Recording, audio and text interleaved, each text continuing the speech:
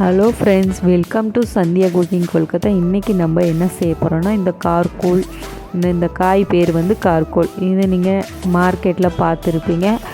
ஆனால் இது எப்படி செய்கிறது என்னன்னு தெரியாமல் வாங்காமல் இருந்திருப்பீங்க. இது நார்மலாக எல்லா காய்களை போலவே இது ஒரு காய் தாங்க. இந்த காயில் நிறைய ஐட்டம் செய்யலாம். இன்றைக்கி நான் கார்கோல் மசியல் செய்ய போகிறேன். இந்த மாதிரி புது விதமான காய்கறிகள் எல்லாம் எப்படி செய்கிறதுன்னு நம்ம சேனலில் பார்த்தீங்கன்னா உங்களுக்கு தெரியும். இந்த மாதிரி மார்க்கெட்டில் பார்க்குற புது விதமான காய்கறி எல்லாத்தையும் நான் சமையலாக வீடியோ போட்டிருக்கேன். கன்ஃபார்ம் பார்த்து ட்ரை பண்ணி பாருங்கள். நம்ம சேனலை சப்ஸ்கிரைப் பண்ணி வச்சுக்கோங்க. முதல்ல இந்த காய் மேலே முள்ளாக இருக்கும். நீங்கள் சுரண்டாமல் கூட செய்யலாம். நான் இன்றைக்கி சுரண்டி தான் செய்கிறேன். மேலே இருக்கிறத சுரண்டிட்டோன்னா சுரண்டி கழுவிட்டேன். அதுக்கப்புறம் இதை நான் வேக வைக்க போகிறேன். மசியல் செய்கிறதுனால நான் சுரண்டாமலே கூட செய்யலாம். இதை வேக வச்சுக்கலாம். முதல்ல ஒரு பாத்திரத்தை தண்ணி ஊற்றி அதை வச்சாச்சு. தேவைக்கேற்ப உப்பு கூட போட்டு வேக வச்சுக்கோங்க. அதுக்கப்புறம் ஒரு பெரிய வெங்காயத்தை 2 பெரிய வெங்காயத்தை ஸ்லைஸாக கட் பண்ணி எடுத்து வச்சுக்கலாம். 2 சேர்க்கும்போது கொஞ்சம் டேஸ்ட் நல்லாயிருக்கும். வெங்காயம் கொஞ்சம் நிறைய சேர்க்கும்போது. அப்புறம் இதையும் ஒரு பிளேட்டில் எடுத்து வச்சுக்கலாம். அதுக்கப்புறம் தேவைக்கேற்ப 5 வரமிளகா, ஒரு 8 பல் பூண்டு, கருவேப்பிலை, கொத்தமல்லி, பெரிய வெங்காயம், இவ்வளோதாங்க இதுக்கு தேவையான பொருள். இது வாங்க எப்படி செய்யலான்னு பார்க்கலாம். இந்த பக்கம் நம்ம கார்கோல் வெந்துருச்சு. ஒரு குச்சி வச்சு குத்தி பார்த்திங்கன்னா தெரிஞ்சிடும். அதை இறக்கி வச்சுட்டு ஆறட்டும். அதுக்கப்புறம் ஒரு கடாய் வச்சுக்கலாம். இந்த பக்கம் ஒரு தட்டில் நான் கொஞ்சம் உப்பு எடுத்து வச்சுருக்கேன். எதுக்குன்னா, நான் கடாய் சூடானது எண்ணெயை ஊற்றிக்கலாம். முதல்ல நம்ம வரமிளகாவை பொரிச்சிக்க போகிறோம். வரமிளகா வந்து நல்லா பொன்னிறமாக பொரித்து நான் அந்த தட்டில் உப்பு எடுத்து வச்சிங்க இல்லையா, அந்த தட்டில் போட்டுட்டு அந்த உப்பை வந்து மேலே தூவிக்க போகிறேன். அப்போது வரமிளகா வந்து நமத்து போகாமல் இருக்கும். அதனால தான் நான் அந்த ஃபஸ்ட்டே அந்த தட்டில் கொஞ்சம் உப்பு எடுத்து வச்சுக்கிட்டேன். அதே மாதிரி பூண்டையும் நல்லா பொன்னிறமாக வறுத்து எடுத்துக்கலாம்.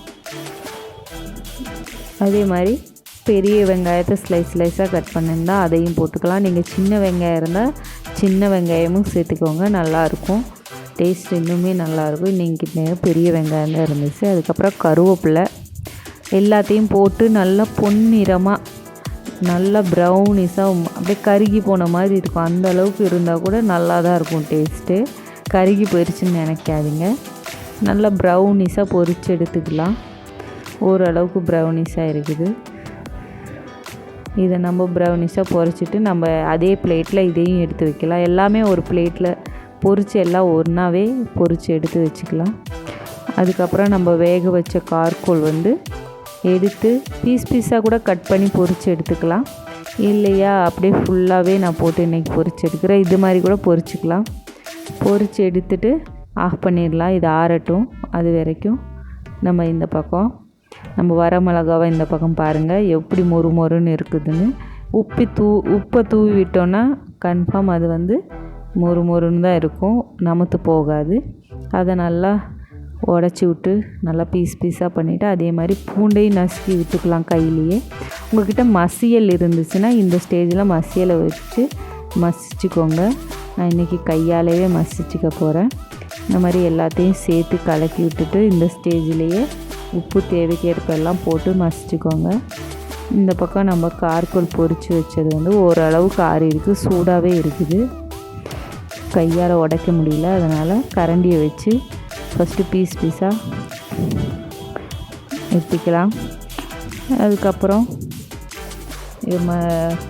இது ரொம்ப சின்னதாக நசுக்கணுன்னா ஒன்று மசியல் இருக்கணும், இல்லைன்னா கையிலேயே நசுக்கிக்கோங்க. ஈஸியாக தான் இருக்கும் வெந்து பொரிஞ்சதுனால. சூடாக இருக்குது அவ்வளோதான். முடிஞ்ச அளவுக்கு சின்னதாக கையில் நல்லா மசிச்சுக்கோங்க. மசிச்சுட்டு எல்லா சைடும் படுற மாதிரி இந்த ஸ்டேஜ்லேயே உப்பு எல்லாத்தையும் பார்த்துக்கோங்க. மசிச்சுட்டு லாஸ்ட்டாக கொத்தமல்லி ஃபைனல் டச் கொடுத்துட்டு நம்ம பெரட்டி விட்டுட்டோன்னா நம்ம கார்கோல் மசியல் செம்மையாக ரெடி ஆயிரும். இந்த மாதிரி இந்த காயை ட்ரை பண்ணி பாருங்கள், உங்களுக்கு ரொம்பவுமே பிடிக்கும். இப்போ ஒரு பிளேட்டில் மாற்றிக்கலாம். அவ்வளோதான், நம்ம கார்கோல் மசியல் செம்மையாக ரெடி ஆயிடுச்சு. கன்ஃபார்ம் வீட்டில் ட்ரை பண்ணுங்கள். மார்க்கெட்டில் இந்த காயை பார்த்தீங்கன்னா வாங்கி செஞ்சு பாருங்கள். நிஜமாகவே ரொம்பவே நல்லது உடம்புக்கு காய். அப்புறம் டேஸ்ட்டும் ரொம்ப டிஃப்ரெண்ட்டாக நல்லாயிருக்கும். கன்ஃபார்ம் செஞ்சு பாருங்கள். அவ்வளோதான்.